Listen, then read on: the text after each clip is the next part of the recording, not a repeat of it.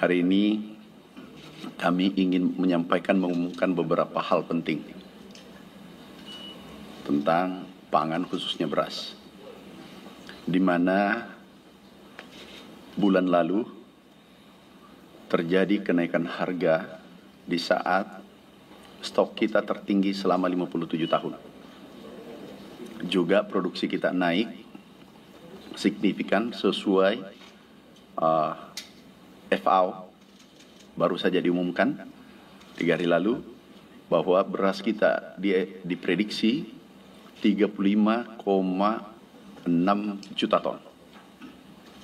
Target kita 32 juta ton. Artinya di atas target 3,6 juta ton. Target yang diberikan pada kami. Kemudian juga dari United States Department of Agriculture, Kementerian Amerika Serikat, juga memprediksi 34,6 juta ton. Artinya di atas dari target. Karena target kita 32 juta ton. Oleh karena itu, kami mencoba mengecek bersama Satgas Pangan, Badan Pangan, dari Kepolisian, Kejaksaan, dari Inspektorat, kita turun ngecek apa sih yang terjadi. Kalau dulu harga naik, alasannya stok kurang. Hanya 1 juta atau di bawah 1 juta. Nah, itu ada alasannya. Hari ini tidak ada alasan harga naik. Ada anomali yang kami baca dan dulu kita sampaikan bahwasanya harga beras di konsumen naik tetapi di produsen turun.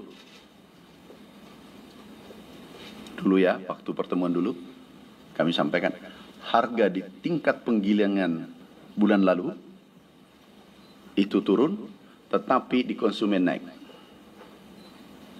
Nah, ini ada anomali. Anomali ini kita cek bersama. Kami menggunakan kami mengecek di pasar di 10 provinsi. Kota besar Indonesia kami cek mulai mutu, kualitas, timbangannya, beratnya,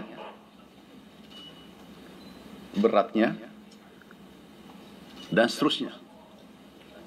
Ternyata ada yang tidak pas, termasuk HET. Pertama, ada yang izinnya belum ada. Yang kedua, ada beratnya tidak sesuai dengan standar. Yang ketiga, tidak sesuai standar mutu yang ditetapkan oleh pemerintah. Kemudian juga harga di atas HET. Ini menarik. Kami sudah diskusi tadi pagi. Yang tidak sesuai. Ini bisa kita lihat. Bisa aku geser dikit ya. Supaya kelihatan. Bisa ya?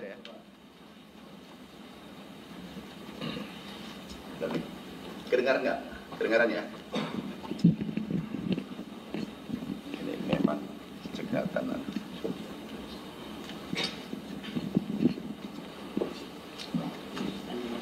Ini kita lihat hasil temuan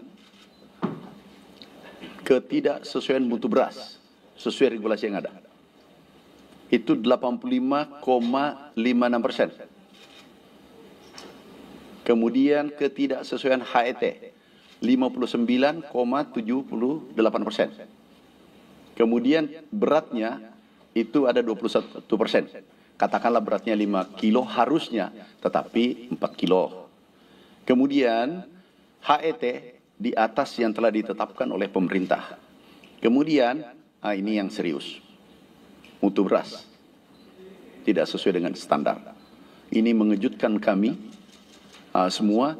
Kita menggunakan lab itu 13 lab seluruh Indonesia.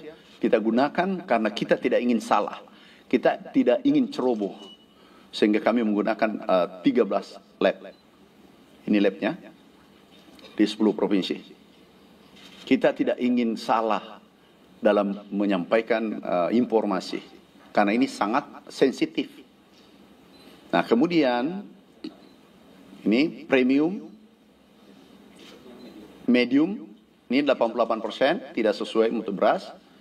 Kemudian HET 98%, 95% tidak sesuai, dan beratnya kurang lebih 10%.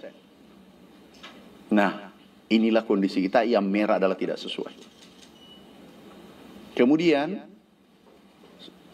next, kita lihat, ini potensi kerugian konsumen 99 triliun. Oke. Jadi potensi kerugian kita 99 triliun.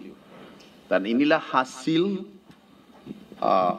kita bersama, hasil tim turun ke lapangan, dan kita akan verifikasi ulang. Nanti Satgas bergerak mengecek langsung di lapangan. Mengecek langsung di lapangan. Tolong kepada saudaraku, ini ada 212 ya. 212 merek.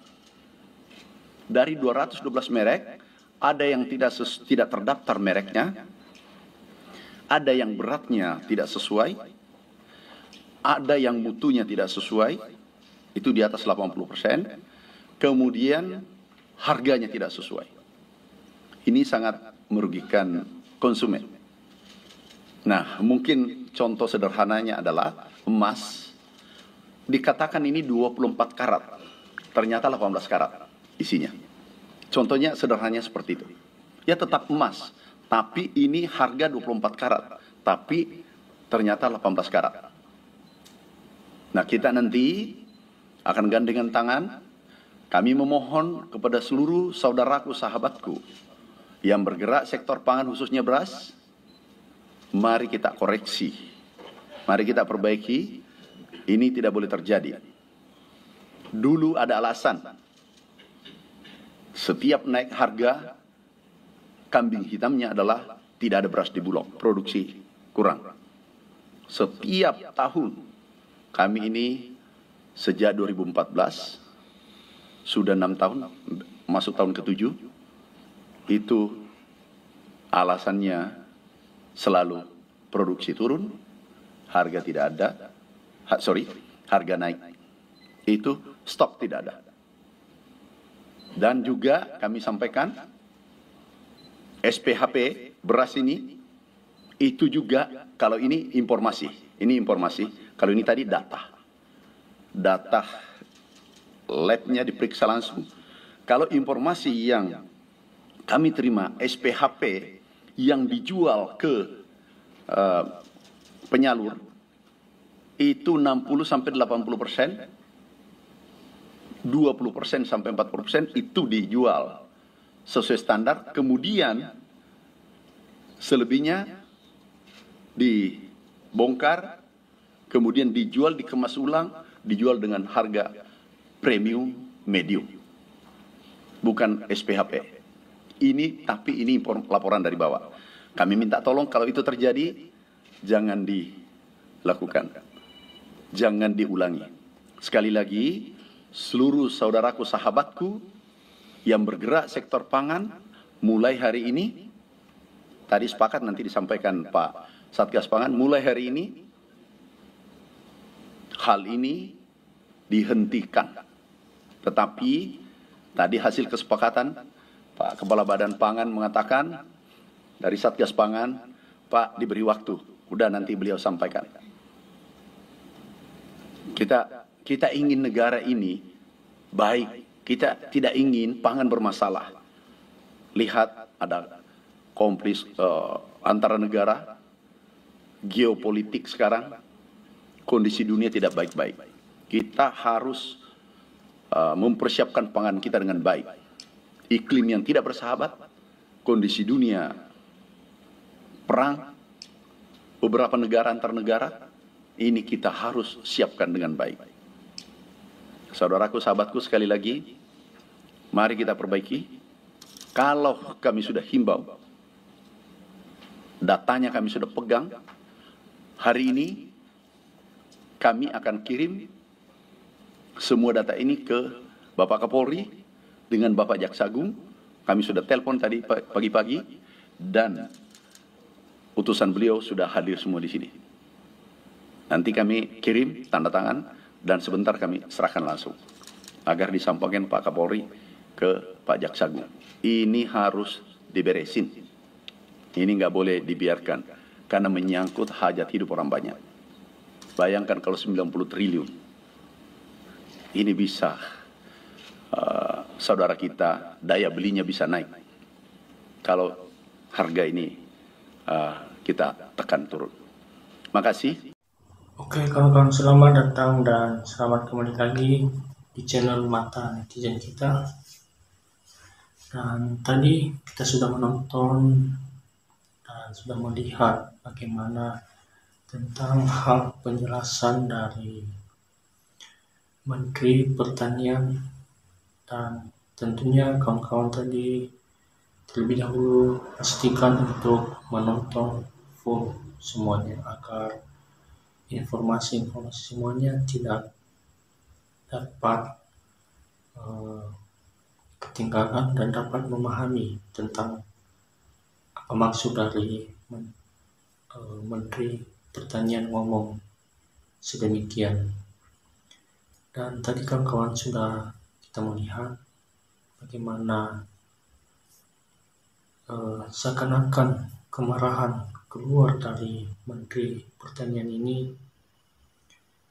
Kenapa tidak? Ya kawan-kawan, dia telah membongkar banyak sekali kasus-kasus. Salah satunya itu kasus penaikan harga beras. Dan tentunya dengan kenaikan harga beras yang dibuat oleh oknum-oknum yang tidak bertanggung jawab ini, itu hanya untuk mengambil keuntungannya pribadi yang seharusnya didapatkan masyarakat harganya murah. Dan ketika oknum ini mencari keuntungan hal yang lain dan dapat merugikan kita sebagai masyarakat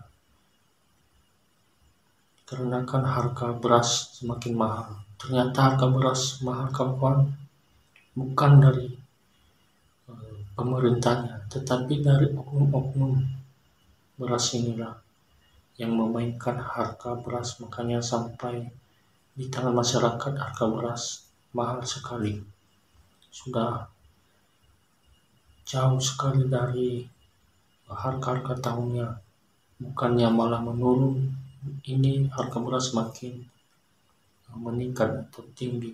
Dan kita sangat berterima kasih sekali atas kinerja Menteri Pertanian ini, dan kita doakan semoga Menteri Pertanian ini terus sehat dan terus pemerintah memberikan dukungan yang terbaik terhadap dia.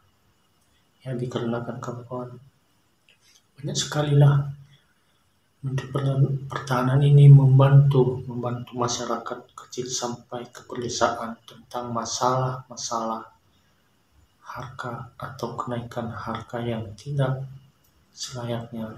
Dan bukan tidak selayaknya kawan-kawan, memang pemerintah itu sudah menetapkan harganya sekian murah, tetapi oknum-oknum ini melakukan tindakan-tindakan yang dapat merugikan masyarakat sangat besar. Dan tadi Menteri Pertanian menjelaskan bahwa kerugian hanya di beras ini kawan-kawan per tahunnya itu 99 triliun, dan bayangkan itu hampir 100 triliun. Dan bayangkan bagaimana kerugian masyarakat di seluruh Indonesia. Dan tentunya dari tindakan Menteri Pertanian ini kita sangat apresiasi sekali dan bangga mempunyai menteri yang sangat baik dalam bekerja dan mendukung masalah-masalah yang dialami oleh masyarakat kecil di bawah. Dan kita berharap Bapak Menteri ini terus melakukan tugasnya, karena pastinya di sini kawan-kawan kadang juga nanti bisa saja berubah karena duit. Dan mudah-mudahan saja Bapak Menteri Pertanian ini tidak mengalami sampai sedemikian, dan terus membantu masyarakat dalam mengatasi masalah kenaikan harga ini yang tidak masuk akal, yang seharusnya murah dan dibuat mahal oleh oknum-oknum ini. Dan bagaimana menurut kawan-kawan tentang hal yang telah terjadi ini dan yang telah dibongkar oleh Menteri Pertanian ini? Berikanlah pendapatmu di bawah kolom komentar, biar kita bisa saling diskusi bersama-sama dan membahas terkait masalah-masalah politik. Sekian dari saya kawan-kawan, terima kasih.